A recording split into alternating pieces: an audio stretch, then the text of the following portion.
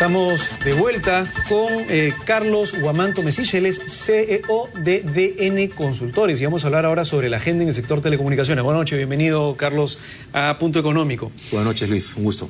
Cuéntanos, hay un tema importante de trascendencia para el país que es el tema de la red dorsal. O sea, ¿quién no quisiera a nivel nacional tener, digamos, que la red llegue a su casa, probablemente a su comercio, y poder estar conectado con el mundo a través de Internet, por ejemplo? ¿Qué cosa es el proyecto Red Dorsal y cuándo se viene y cómo le va a impactar al ciudadano común y corriente? Sí, claro que sí. Mira, sería importante ubicar el tema de la Red Dorsal en un contexto respecto a cómo se ha comportado el sector de las telecomunicaciones desde que cambió con la privatización de la compañía telefónica hace 20 años. Y diríamos que en realidad es prácticamente uno de los hitos más importantes y trascendentes en estos 20 años ya de historia de telecomunicaciones modernas en el país, porque tiene el ambicioso objetivo de que el país en su conjunto, no solo Lima, tengan un acceso a banda ancha de alta velocidad y a precios convenientes gracias a la competencia. De eso se trata en esencia el proyecto de la Red Dorsal. Es decir, pero digamos, lo impactante, lo medular de la Red Dorsal es que no solamente se concentra, sino se expande a nivel nacional, y no es que solamente ciertos lugares del Perú como Lima, por ejemplo, tengan la opción, la oportunidad de tener banda ancha y navegar a, digamos, altísimas velocidades y que pasen data y inclusive, digamos, una serie de información a grande velocidad, sino también provincias. Efectivamente, de hecho lo trascendente, decía, es que este proyecto resuelve un gran problema estructural del mercado de telecomunicaciones en el Perú, que es la brecha de cobertura y también la falta de competencia por concentración de mercado. Lo resuelve inteligentemente a través de cómo está estructurado el proceso.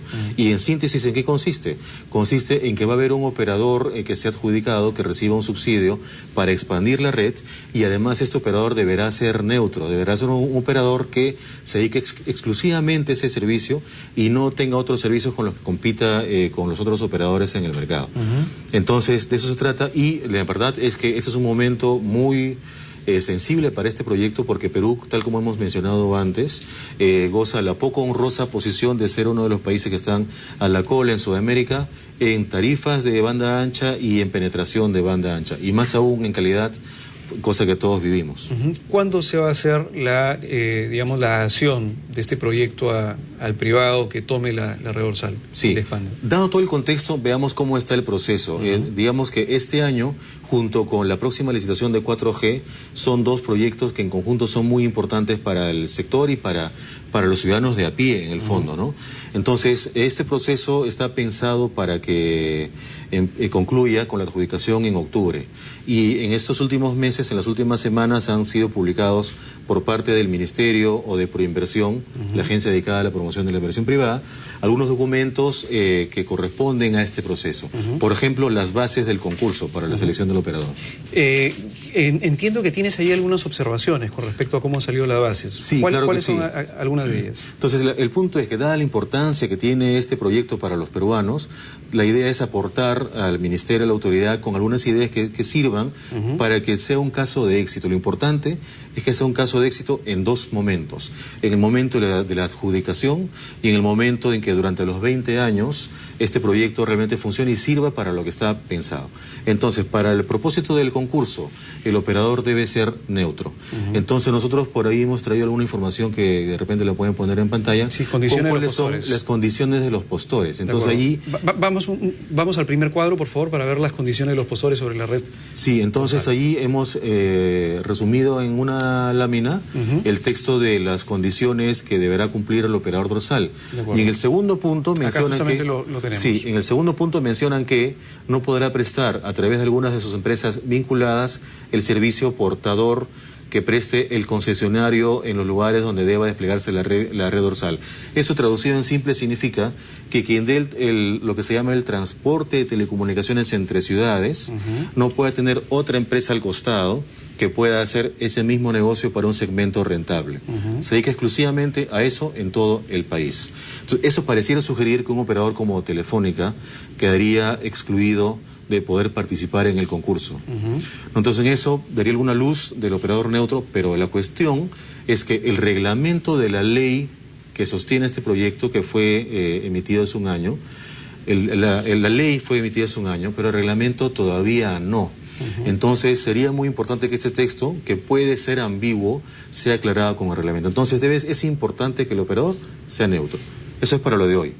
Y para el futuro, para los 20 años, es importante que el operador, además de neutro, sea solvente, un operador con la capacidad técnica y financiera de gestionar un proyecto de esta envergadura. De acuerdo. Ahora, es importante, me gustaría para entender un poco mejor el asunto, las principales empresas de telecomunicaciones en nuestro país, en teoría, no deberían participar, dado que existiría, de cierta forma, un conflicto de interés, obviamente, al tener, digamos, si es que yo como una de las empresas grandes de telecomunicaciones hago todo el tendido de la red a nivel nacional y obviamente llego a un punto, a una provincia en donde adicionalmente a eso brindo un servicio como, digamos, internet, con, digamos, ciertos adicionales en el servicio, tengo pues ahí un conflicto de interés porque soy juez y parte, de cierta forma. Exactamente, ese es el caso. Eso quiere decir que este concurso, en teoría, vamos a ver, esperar el reglamento, pero en teoría no debería ser ganado por ninguna de las grandes empresas de telecomunicaciones. Bueno, sobre todo por la más grande, porque tiene una diferencia respecto al segundo y a cualquier tercero que uno pueda pensar, una diferencia bastante importante. Más aún con las condiciones que hace 3 meses conocimos para la renovación de la concesión por 20 años, donde se le dio un monopolio en la expansión de cobertura, en la expansión de cobertura pendiente en el país, a nivel de acceso. Entonces, creemos que sobre todo, ya nos hemos pronunciado antes sobre que si Telefónica pudiera participar, de todas maneras ganaría, porque tiene ventajas naturales para requerir un subsidio menor a otros operadores. Entonces, en todo caso, ese texto habría que complementarlo con el reglamento. Entonces, es importante, esa sí es la parte, digamos, que nos genera un poco de inquietud. Bases publicadas, pero falta el reglamento que define cuáles son las reglas de juego para el concurso. ¿Qué pasa con Claro, por ejemplo? Ellos tienen un tamaño de red que es sustancialmente menor a la telefónica. Pero ellos podrían entrar bajo este esquema, entiendo que no también. Según este concepto, no entraría, ¿no? Entonces, pero una vez más insistiría en que la claridad del texto depende de lo que el reglamento vaya a decir.